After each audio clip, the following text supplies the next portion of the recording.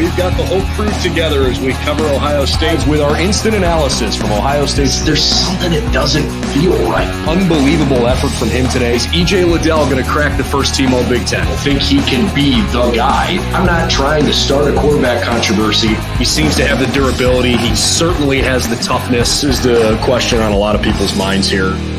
Welcome to Buckeye Breakdown. Well, hey, everybody, what's going on? This is the Buckeye Report. Buckeyes Now on Sports Illustrated. We just had a chance to talk with Ohio State head coach Ryan Day, defensive coordinator Jim Knowles, and quarterback C.J. Stroud here this afternoon on what was a lengthy day over at the Woody Hayes Athletic Center.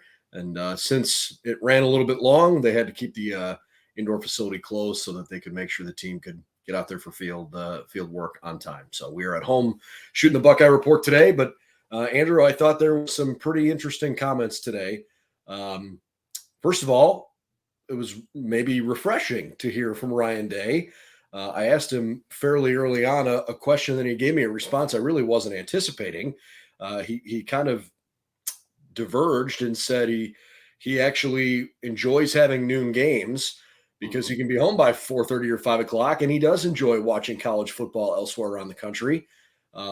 But the reason why I think it was on the forefront of his mind, I was asking him about how pleased he is with his team's attention to detail in their preparation, no matter who they're playing, especially considering what has happened with a couple of the other big name programs around the country. And he made it very clear very quickly that he's pretty critical of making sure they are holding themselves to their own standard. He used an interesting analogy about a world-class pianist and said, if you go to see somebody perform, you expect them to perform at their highest level, and it doesn't matter what the obstacles are along the way.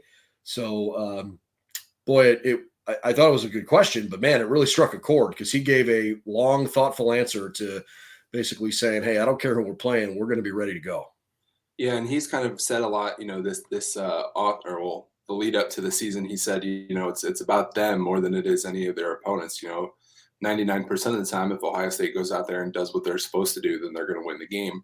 And I think that, when you talk about game day itself, I see it on one hand, he's happy to get the game out of the way. You don't have to worry about, the players, getting too excited for the game or, having this lull throughout the day of, just sitting around waiting for a night game.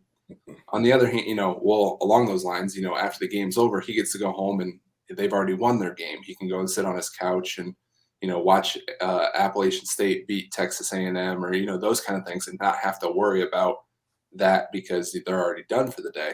On the other hand, obviously there's benefits to having the night games, just the crowd's more into it. You're able to get recruits from all over the country because they're able to fly out on Saturday morning and, make a night game. So, I think there's give and take with both of them, but I think like in hindsight, it's easier for him to just say, hey, I'm happy that we're done it at 3 o'clock. I can go sit at home, hang out, and then prepare for the next week. I hadn't considered it from that other perspective, and it makes total sense why that could be beneficial.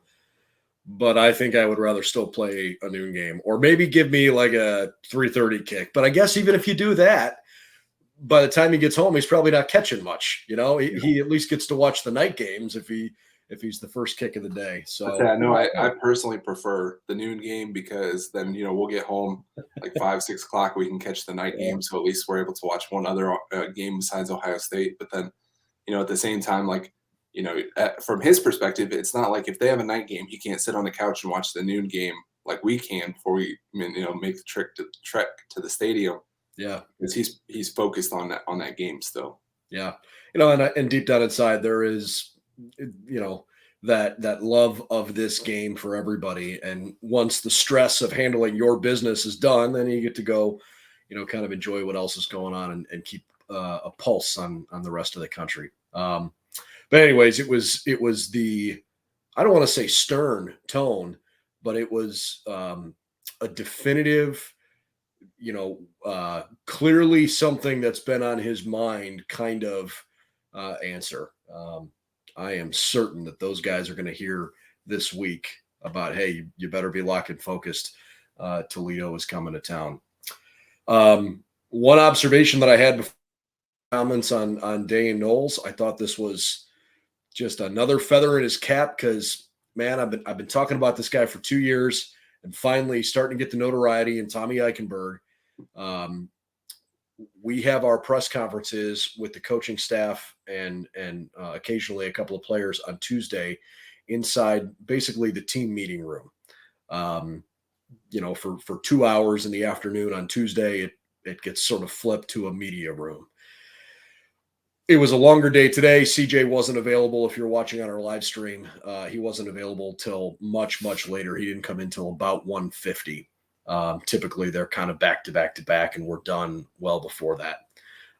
And so there was a bit of a scramble to get out of that room. As guys are kind of packing up and leaving, there's one player that makes his way in for a 2:00 meeting, and he's already in his practice gear. And it's Tommy Eichenberg. And he is sitting in the second row, right in the middle, right in the front. The kid, he exemplifies everything you want. I wish Ohio State could clone him. Jim Knowles talked today, Ryan Day talked today about how incredible he is as a leader and as a teammate. They didn't necessarily say this, but there's a little bit of a, I don't want to call it strange, but interesting dichotomy that he's so quiet, and yet when he gets on the field, Andrew, he is so vocal, and his teammates look to him to say, where am I supposed to be? And there's no problem with Tommy communicating on the field at all. So I just thought it was worth noting that, he was the first guy in the meeting room today. It just doesn't surprise me one bit. Yeah, and a lot of the leadership isn't necessarily just you yelling at somebody and telling them what to do. It's more about showing them what to do too. And I think that he really exemplifies what that is. We don't necessarily see him being the rah-rah guy in your face, anything like that. But he, obviously gets the job done, shows everybody what they're supposed to do. And then, everybody in that unit and then the defense on top of that follows. And I mean, that's why he's one of 6 team captains. Jim Knowles was asked, and let's wrap up Day first. Do you have any other thoughts on what you heard from Ryan Day before we kind of jump to coach? Yeah, I mean, I guess we have to touch on Jackson Smith-Njigba and Julian Fleming. There we go. Gotcha. Why don't you hit the reset button? Yeah, I think we stalled out for a second. We obviously have to talk about Jackson Smith-Njigba and Julian Fleming. With them being expected to play this week, I don't necessarily know that they need to play this week, but I think that Day made a really important point when he was talking about just the number of reps that Marvin Harrison and Emeka Egbuka and Xavier Johnson have all had through the first 2 games of the year. Those are all, guys who were expected to play a good amount, but weren't expected to be, taking a bulk of the snaps. So I think that, that was really important for, even if they, only run a couple series on Saturday, just getting them back in the swing of things, making sure that they know that, that they're healthy again, and then just being able to take some of the weight off the other guy's shoulders, I think will be important. Yeah, and Ryan referenced that there was a little bit of panic Wednesday of Notre Dame week when all of a sudden they were down 2 guys, not just one, and not entirely sure how all the reps were going to go. Xavier Johnson obviously was on the field in critical moments late in the game, right? You knew even if Fleming was going to be able to play, they kind of acknowledged that by midweek it was looking iffy. And so they were starting to plan for what life would look like if Julian couldn't get on the field. And then when Jackson goes down early in the game, it's like, okay, it's the Marvin and Emeka show. And I guess Xavier Johnson and Jaden Ballard, you're next up. Let's go. And that maybe made them a little bit uncomfortable. Now it's obviously worked out well. And he acknowledged that those guys have gotten a lot of snaps, but he also said, look, we are a different football team when Jackson Smith-Njigba's on the field. And yeah, they're not going to put him out there unless he's 100% healthy, but they acknowledged that Jackson is further along already by this point this week than he was at this point last week. So I hope that means we'll see them. I agree with you. I don't know that they need them against Toledo, but I would kind of like Jackson to have more than 2 series under his belt before we go into Big Ten play too. So we'll see how that goes from there. Yeah, and I think that, kind of just dating back to the Rose Bowl too, I think that was really important for Emeka and Marvin to get those reps, because I think you're in a very different situation if you are 2 quarters into the Notre Dame game. Chris Olave and Garrett Wilson play the entire Rose Bowl instead of those guys, and then you're wondering, like, wait, where's our passing offense going to come from? That's a really, really good way to look at it. And one of the reasons why the Rose Bowl was as important as it was for Ohio State, even though it was disappointing that the Buckeyes were not part of the college football playoff.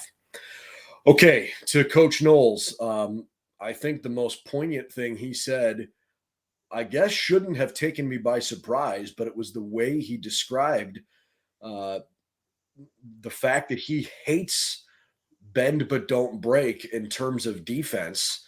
Um, it just caught my attention. He basically said, look, I really don't like that terminology. I don't want my defense to be described like that. He understands the concept, but he said, we are trying to get off the field as quickly as possible and get the ball back to the offense. I don't want to bend at all. I want a 3 and out every time. Yeah, That was I mean, really interesting.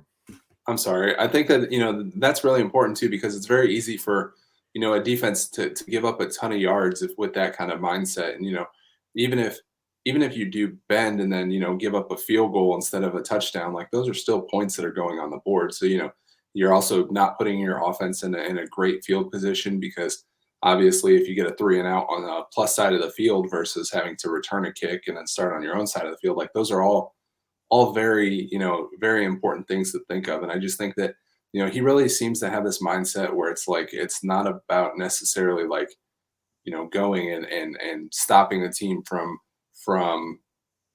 putting up a ton of points. It's we're going to focus first and foremost on stopping you from getting yards. And if we stop you from getting yards, well, then that's going to lead to stop you from getting points. And beyond that, I guess piggybacking off that is the whole idea of, we've gone 2 full games now without seeing a single takeaway defensively. Mm-hmm. And Knowles was not particularly concerned by that. He actually pointed back to a point in his career, what he said he thought was 2012 when he was at Duke. He said, we played Clemson and Florida State back-to-back games when both those 2 teams were really good. He said, we had 10 takeaways in those 2 games, and we gave up 100 points. As if to say, first of all, I don't know how that happens. And second of all, just get off the field. He goes, the idea of trying to get off the field can be accomplished lots of different ways. Takeaways obviously can change the game, but that's only one way to effectively play defense. Yeah. 3 and outs, 3rd down stops, 4th down stops. Like, he's kind of running the gamut and basically saying, I don't want to just try to tell these guys, hey, go try to create turnovers, because that's only part of the equation. And so he really wasn't overly concerned by the fact there hasn't been an interception or a fumble recovery yet. Yeah, and I actually looked it up when he was talking about it. He was correct in saying 2012. Duke actually started out 6-2 that year and didn't win another game after that. But they played Florida State and Clemson on back-to-back weekends. They lost 48-7 to number 10 Florida State, and then they lost 56-20 to number 9 Clemson. So, I mean, they got a ton of takeaways, but it obviously didn't. Yeah, his whole point was, hey, we're Duke. We get it. We won 6 games. We're finally bowl eligible. And then whack. Right. I mean, I think that those are all things that'll come. It's just a matter of being in the right situation and in the right spot and, those kind of things. So, I don't think it's necessarily a concern through 2 games.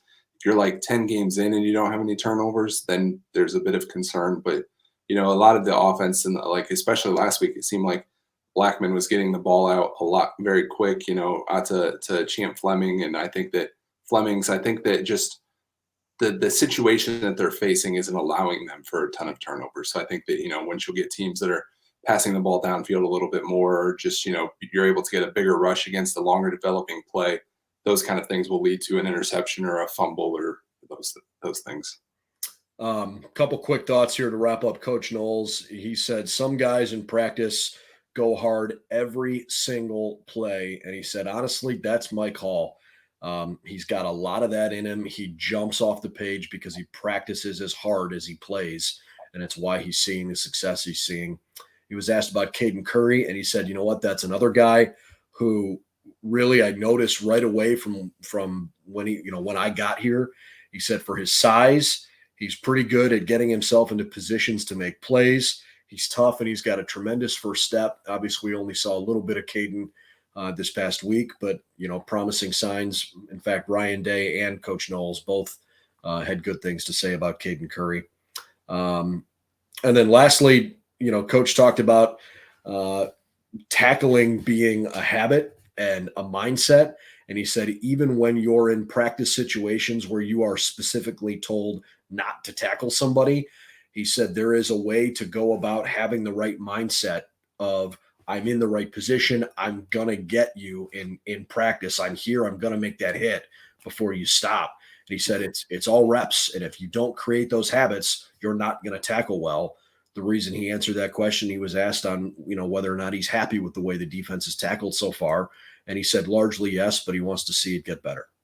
Well, and to kind of piggyback off that though, too, he also said that, that they're focused on the fundamentals more than they are the turnovers. And I think that kind of goes like hand in hand with that.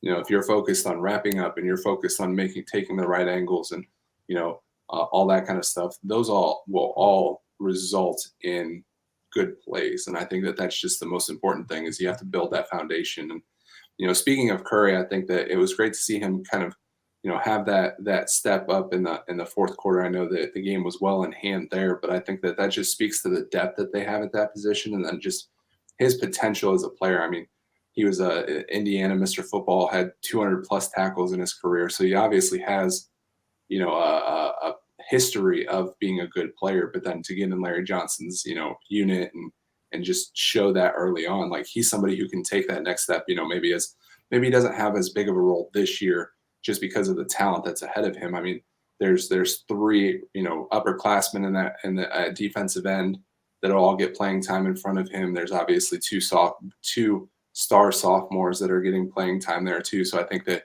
once people start to move on, he'll become a more focal point of that defense.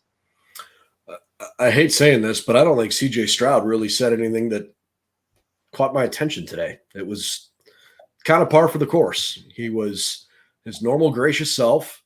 He said, look, we're not going to overlook anybody. We're taking every game seriously.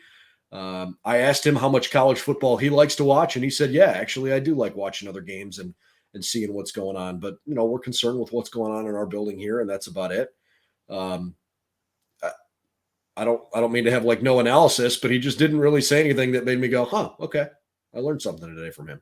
Yeah, I mean, I think that just kind of speaks to, his performance last week. And, he kind of did take a step forward and kind of show the CJ Stroud that we're used to. So I don't think that there was any real concerns or comments or anything like that were going to lead to him saying anything, of note, really. Yeah, I'll certainly hope he's going to play well again this weekend and keep the rhythm going offensively. All right, that's the latest on the Buckeye Report from the Woody Hayes Athletic Center today. It was a good day, and we are certainly excited to hear from lots of different players tomorrow night after practice is over. For Andrew Lind, I'm Brendan Gulick. We'll see you soon. BuckeyesNow.com, all the latest news and info around the team. And please, if you would, subscribe to our YouTube channel and support the show as we continue to bring you everything that we can. See you soon.